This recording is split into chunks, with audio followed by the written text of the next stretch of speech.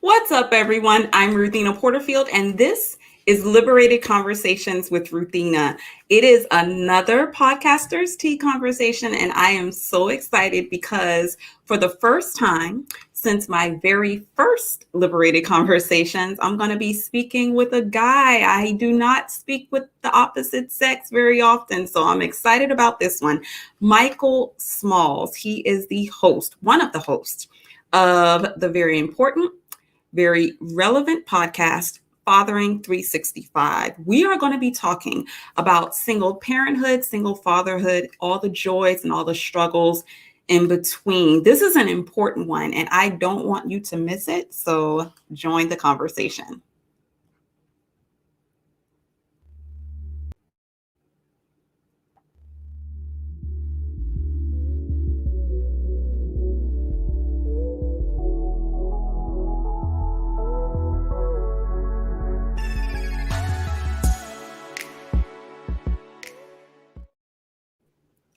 Hello, Michael. How are you today? Hey, doing good. How are you?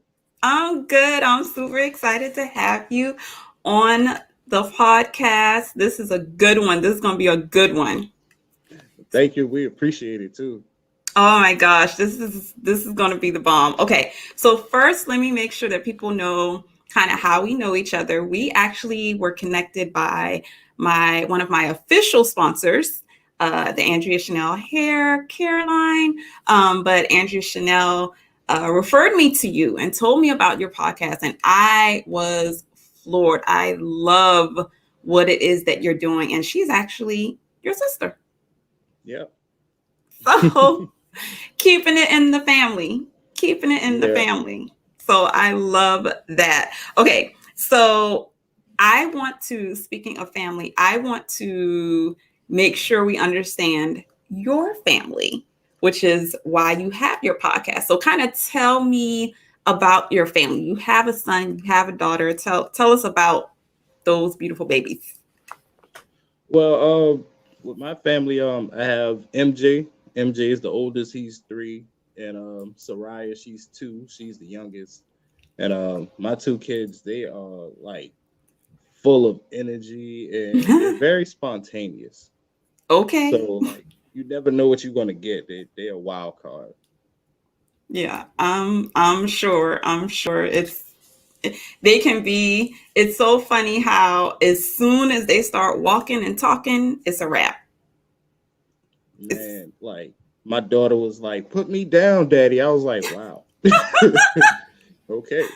yeah, and the opinions and they know what they want. It's hilarious. It's absolutely hilarious. So Yes. how did the okay? Tell me tell me what it was like when you found out that you were going to be a father. For the first time. The first time, Oh, what that experience was. oh man. So I got a text from the mother of my child, and she was like, "Hey, I got a surprise for you." And she was like, "I'm gonna call you in a little bit." I was like, "Okay, okay, cool." I didn't know what it was. I thought maybe she had probably bought me some clothes or something, or trying to be sweet. Mhm. And when she called me, she was like, "Hey, I just took a pregnancy test, and I just want to let you know, you're gonna be a father." And I was like, "Oh, word!" I was like Okay. speechless. Okay. That had to be the shocker.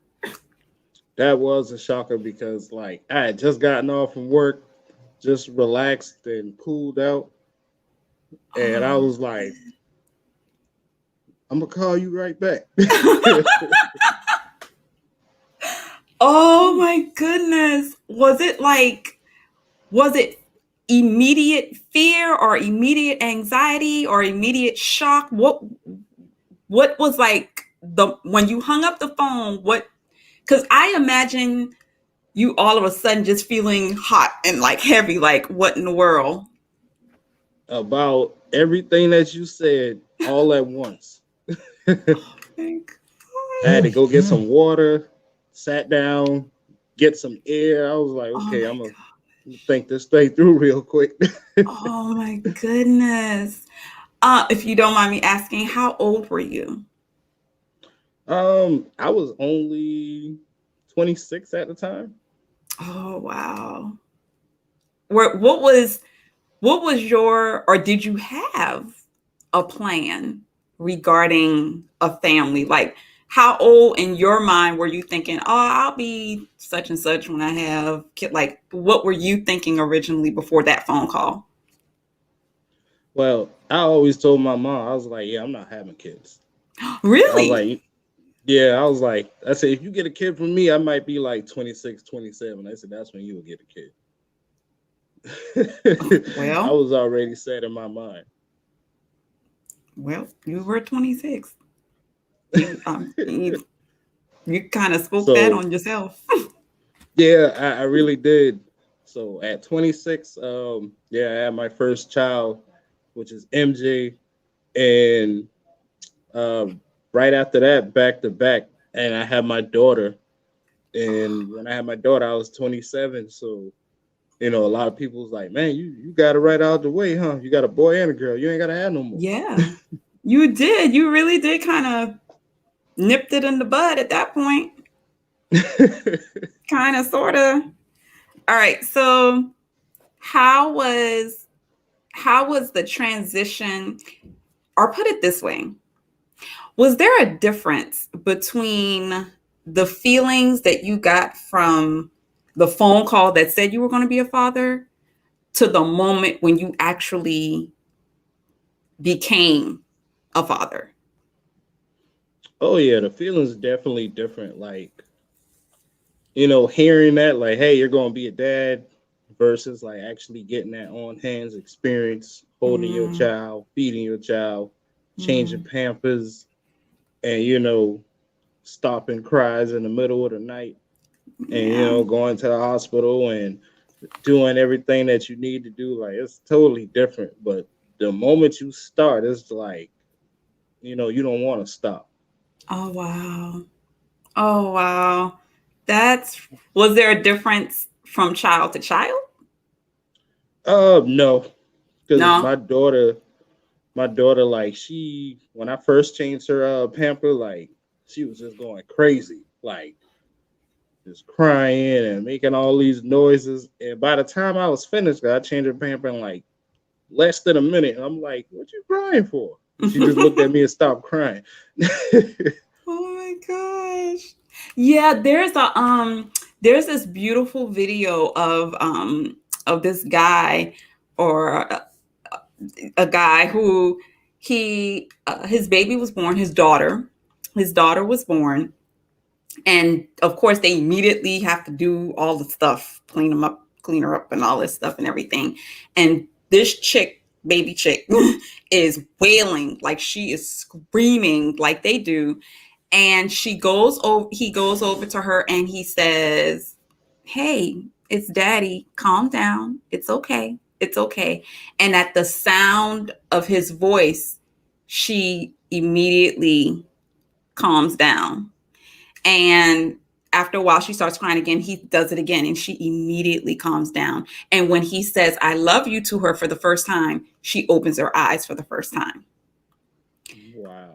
And it was so amazing to me to watch that, because I think people really dismiss the importance of fathers in kids' lives, especially in our community, because we have gotten so caught up in, and I can speak as a female, we have gotten so caught up in this whole independent, I don't need a man to do this, and I can do this myself, and all, like, we've gotten so caught up in it that the importance of fathers has either been diminished or dismissed. And my question is that kind of what kind of propelled you into doing the podcast? Honestly, yes, because, like, with my situation, with me and the mother of my child, with me trying to be a good father and get them home and get them in the right environment that they need to be in. It's like they want you to be present, but they don't want you to be present.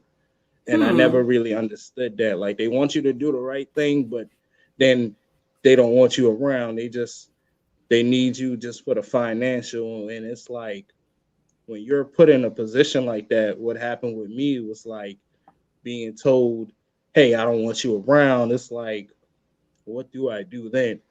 Because when I look at social media and I see what I was going through, and I'm like, all I see is people putting down fathers and making these guys feel less than a person, like they're not human, or Wow. they got their little jokes or whatnot. And what they gotta understand is people like us, fathers, like they have a heart, they have feelings, they get hurt. So it's very difficult when you see another man being put down and then you going through the same thing, and all you Mm, want to do is help that person. So what really made me start this was it's not just my fight, but it's everybody else's fight too. And these men have to know for a fact that just because you lay down with a woman, you have a child or children, that's not the end of it. Because we have right. certain laws here in Charleston that are established that make these men think, okay, once this is done, that's it. And truly, with me, that's not it. Like I tell them, I break rules. I'll find a way around it. There's a Mm, loophole in everything that you mm, can do. And even with this situation, I had to pay for a lawyer. And like I said in one podcast, you got to do it two ways. You can do it the right way, mm, or you can do it the forceful way. mm. And sometimes you might not like it the forceful way, but sometimes you have to. Yeah. Yeah. It's so, we never hear that perspective, this idea, especially when you talk about the images, right? The images that you see of fathers, particularly in black neighborhoods, black families. I actually am a firm believer that part of the issues that we're having as black people, as our in our culture, is the lack of fathers in the household.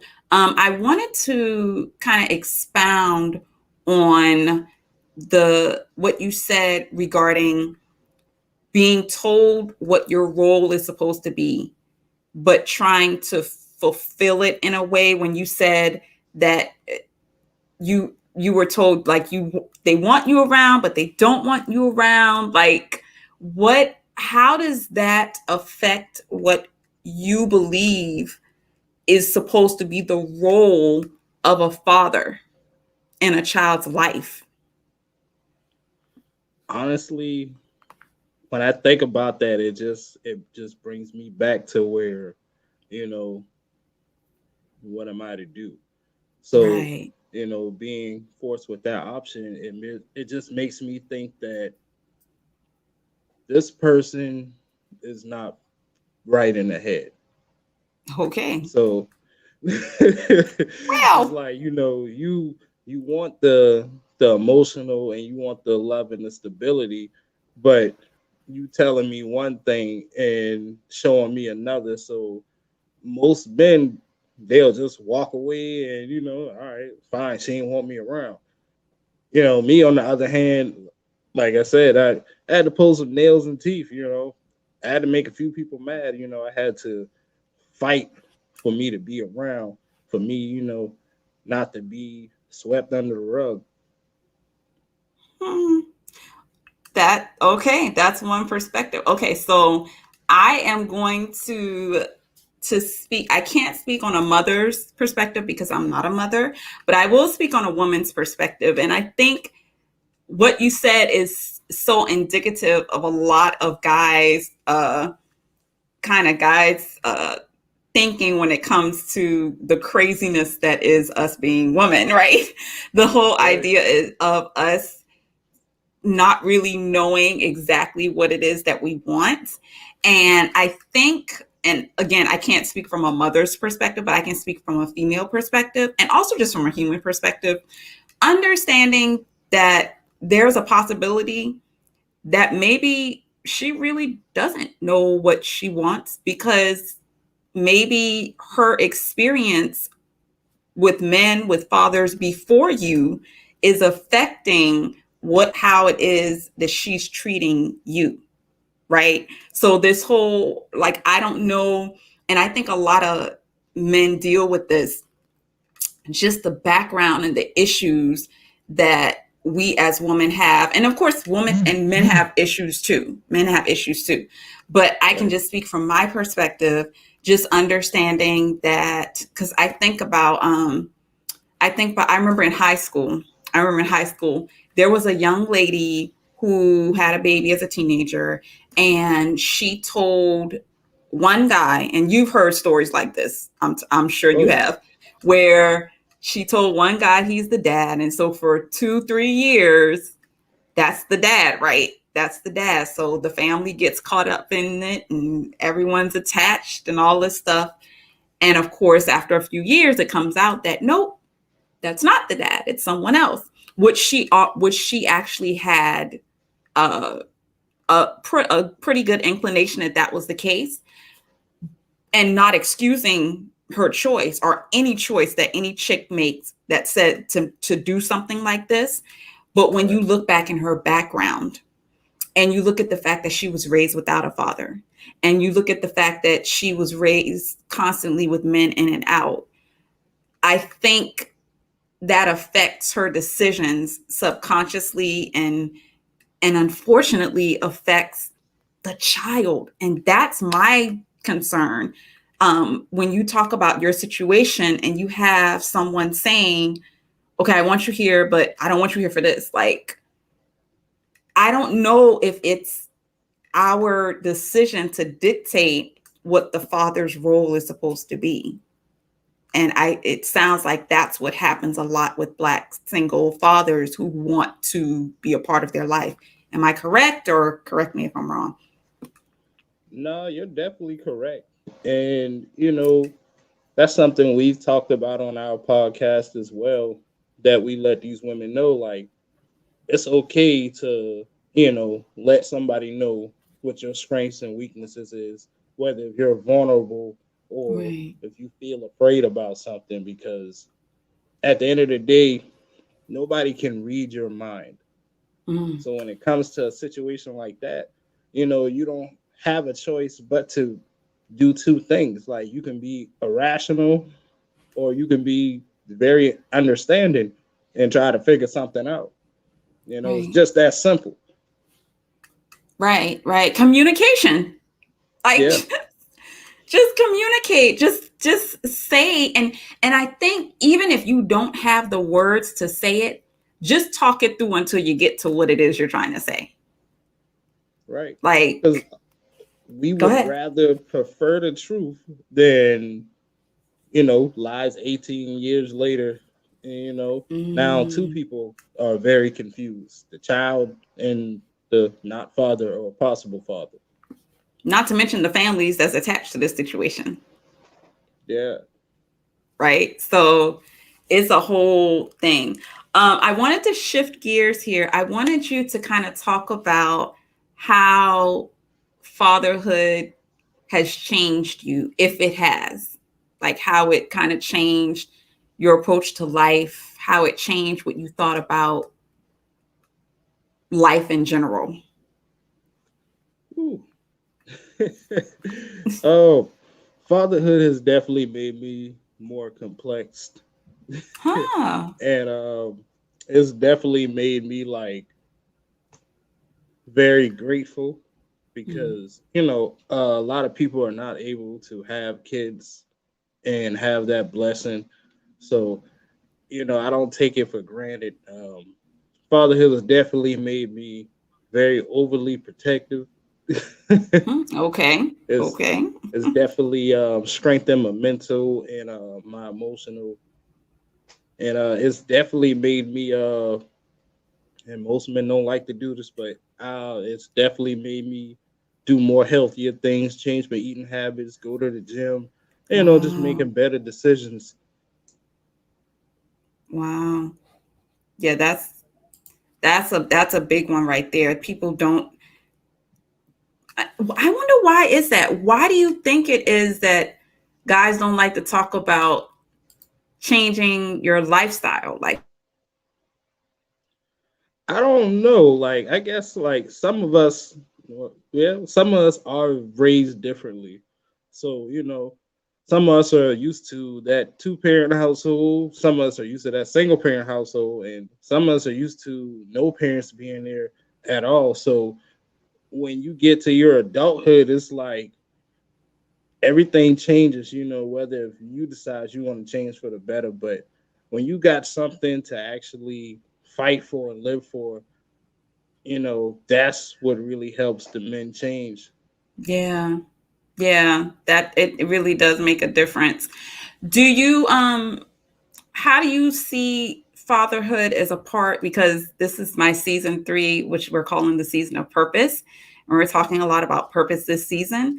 How do you see fatherhood affecting your purpose as a human being, your purpose as a man, your purpose in life? Honestly, fatherhood has affected my purpose like greatly. Like I can't even imagine where I would be if I wasn't a father right now. Oh So, wow. one thing that fatherhood does, it makes you very responsible, and it makes you think about things before you make the wrong decision so you Right, don't wind up in right, a place you don't want to be. And right. with my journey with fatherhood, it's like I have more patience than I ever thought I Hmm. would. Like Wow. if I'm on the job and people just in their feelings of, man, I can't wait to go, or man, there's too much people coming in here. I'm like, yo, if we get them out and we feed them, we can go home. So Listen. my optimism and my patience is like at 100%. And when I do have my kids and they have their moments, or they fighting, or they can't get along with one another, or one's just having a fit, like my understanding and patience level just kicks in, and like they see that, so they just instantly calm down and they good. Wow. Do you feel like fatherhood has made your purpose a little clearer? Oh, definitely. Yeah. It's actually made me a lot more understanding as well too, because like I explained in my podcast, we don't just fight for fathers. We try to help everybody, whether if you're Yeah. single, divorced, married, or you just starting out with your kids. Like, you know, I understand that parenting is not easy. So, Yeah. like I tell everybody, when America sees the perfect parent, that's when we all going to take a bow and clap our hands, but we're not going to see the perfect parent. Listen. Listen. You know, I'm saying and that's one of the something that you just said is one of the reasons why I am very just excited about your podcast and supportive of what it is that you're trying to do, because it's not just a podcast that's just talking, just yip yapping about single fatherhood. You're out here trying to do stuff. So I wanted to talk to you about what role and purpose the podcast itself serves, Fathering 365. What is it, the so, mission of the podcast? so the mission of the podcast is to create equal opportunity between men and women, whether if you're a single parent, married, just starting off. And what our goal is to get people to understand what our podcast is. We want to help people who don't think that they don't have the help or they don't understand. Like we don't condone any bashing. You know, Mm, we try to help the people as far as rent, light, water, anything, helping with jobs, anything that could possibly help better your life. We're really just here to uplift you and put you in a better mood. where we share our stories of growing up black. GUB. We tell our dad jokes. We have Ask a Dad, where people can ask us questions, send us in questions, and we answer them honestly. So the mission statement with Father in 365 is really just all love, and that's what the Oh, heart is for, because that's what people prefer in the midst of anything or any need or understanding or misunderstanding. That's what people normally seek out for. They look for love, and that's something that we want to grant. I love it. I love it. You guys, it sounds like you guys provide resources. You talk about resources that are available to to fathers, to single fathers. Am I correct? Yes.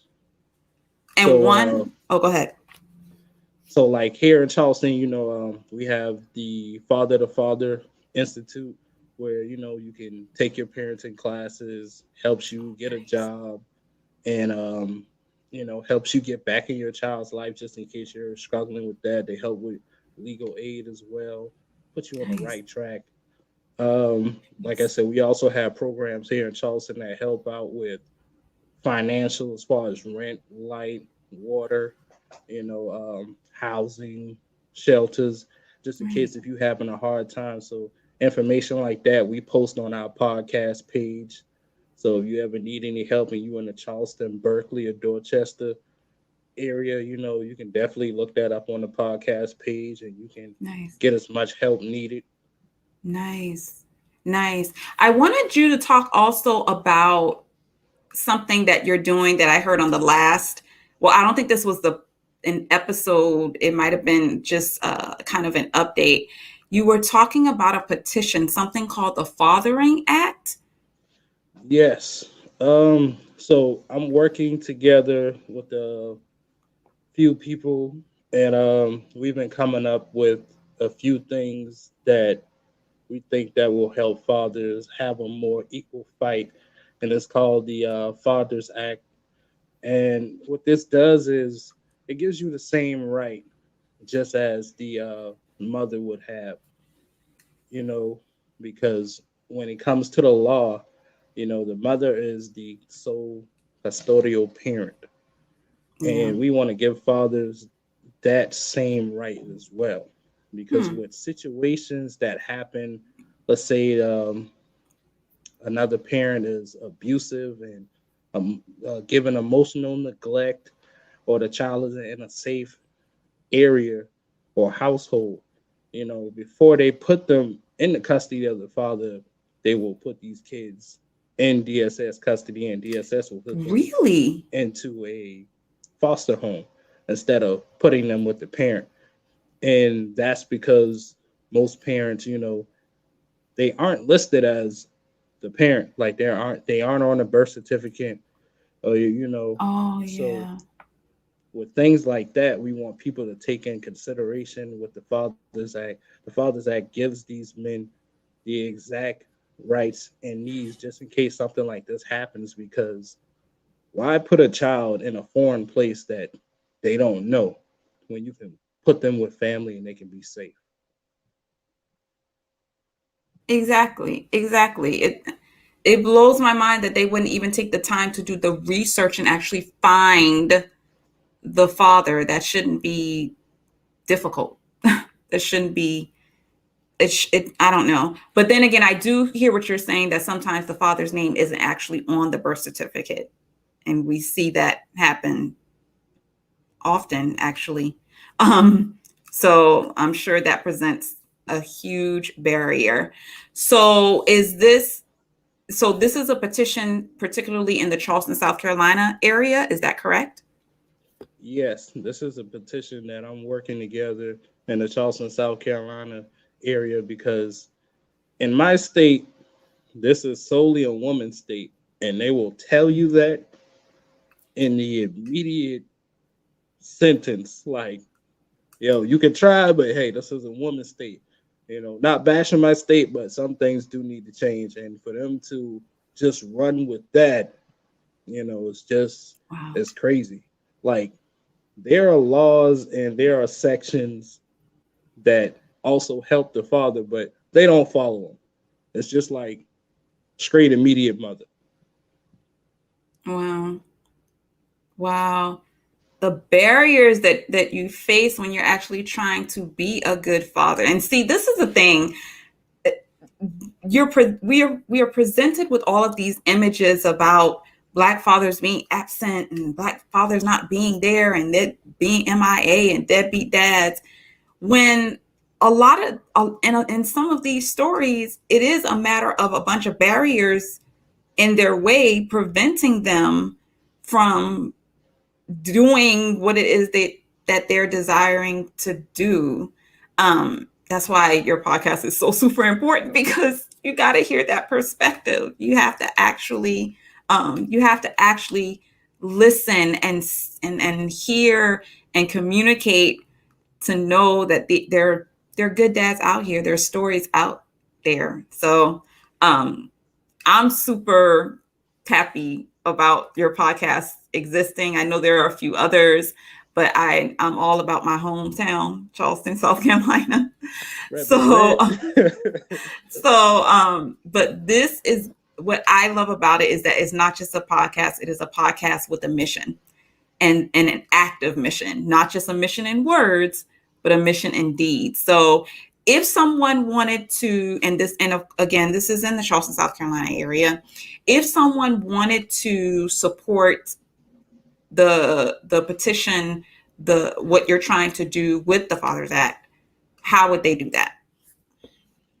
So, like I said, because we're almost finished putting it together, because we're Okay. also putting it on GoFundMe. So once Oh, we awesome. establish it on GoFundMe, you will be able to donate whatever you like, and you'll also be able to sign the petition. So we'll have you be able to sign the petition while you on GoFundMe, and you can drop whatever donation you like, or even if you don't drop a donation and you just sign the petition, because Awesome. the most amount of signatures we get, that's what's definitely going to help.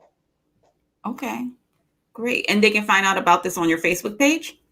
They'll be able to find out about it on my Facebook page. Yes, Okay. And what we're looking at now is your Instagram handle. So we can check out stuff on your Instagram handle as well, correct? yes. And then tell us where we can hear your podcast. You can hear my podcast on Anchor at Father in 365, Okay. and that airs every Sunday at 3 p.m. Okay. Awesome. And I'm excited for you because your first season is coming to an end soon, and you'll be starting season two, correct? Yes, I'll be starting season two.